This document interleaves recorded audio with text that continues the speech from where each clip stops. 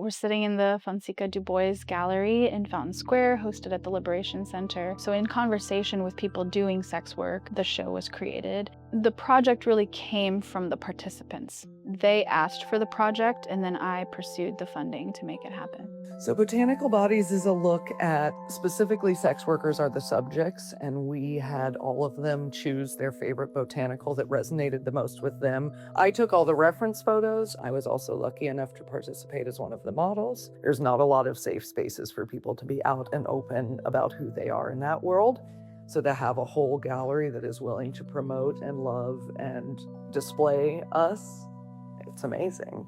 So growing up in Indonesia, I would see all of these Western men, and they were specifically sex tourists. And it just really made an impact on me as like a 14-year-old. But then as I started to get older, I just became more and more curious about the thoughts and lives of the women who do this kind of work. It's seen one-dimensionally as you sell sex. But men often are not buying sex. People are buying power. People are buying space. This project is about not so much the people that buy sex, but the people that sell sex. The most important part of the show are the narratives with the voices of the participants. Again, so thankful to all the participants trusting us with this and a more vulnerable topic. I am obsessed with my piece that Nasreen did of me.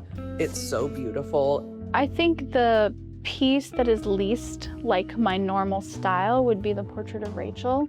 Traditionally, historically, I have had a very tight, highly detailed, highly technical style. That's more like that piece, the swamp rose. I really wanted that piece about the swamp rose to have some kind of river imagery, and I really wanted to involve people in the process. Most of my large projects have been very much about my own life or my heritage. So for example, Boodle Fight last fall really focused on Filipino heritage. Cicatrix focused really on my childhood in West Africa. So what's new about this is that it is not about my self-expression. I'm just a tool to create the visual representation of what they communicate to me.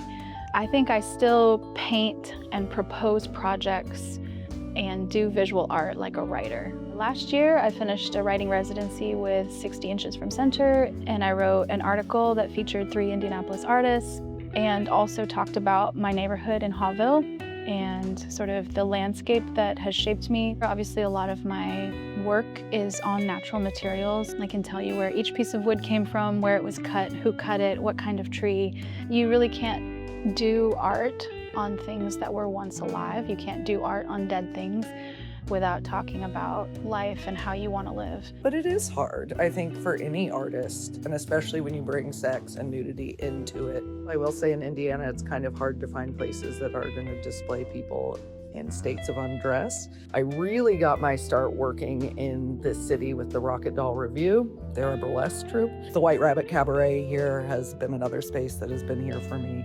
Probably the biggest one that I'm most passionate about is Amorous Arts, and it is an erotic art show that we do every February.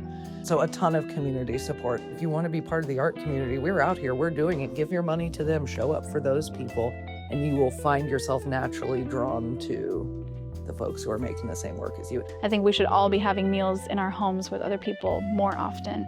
I think we should be calling our friends on the phone instead of texting.